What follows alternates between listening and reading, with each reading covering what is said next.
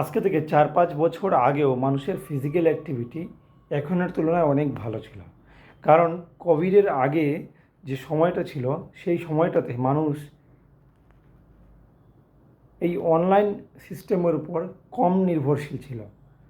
এই যখনই কোভিড শুরু হলো এবং কোভিডের পরবর্তী সময় থেকে প্রচুর মানুষ অনলাইনে শিফট হয়ে গেছে।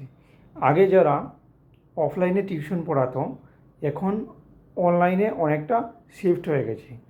সেই কারণে বিভিন্ন রকমের যে অ্যাক্টিভিটি রয়েছে, যেমন ধরুন টিউশন পড়তে যে মানে একটা যাওয়ার যে একটা রয়েছে, এটা কিন্তু অনেকটা কমে এসেছে তুলনামূলকভাবে।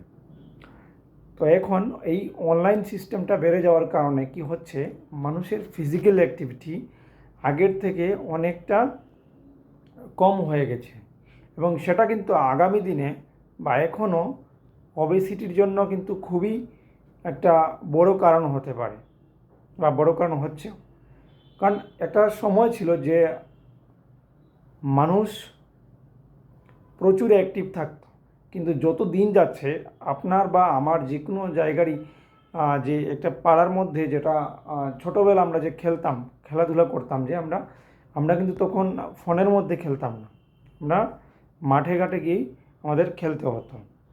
তখনের যে ফিজিক্যাল অ্যাক্টিভিটির যে সিস্টেমটা ছিল, সেই ফিজিক্যাল অ্যাক্টিভিটির ব্যাপারটা কিন্তু এখন আর নেই। এখন কি হচ্ছে, বেশিরভাগ যে ছোটো ছোটো ছেলেমেয়েরা আছে তারা কিন্তু মোবাইল গেমিংয়ের মতোই আসক্ত আছে।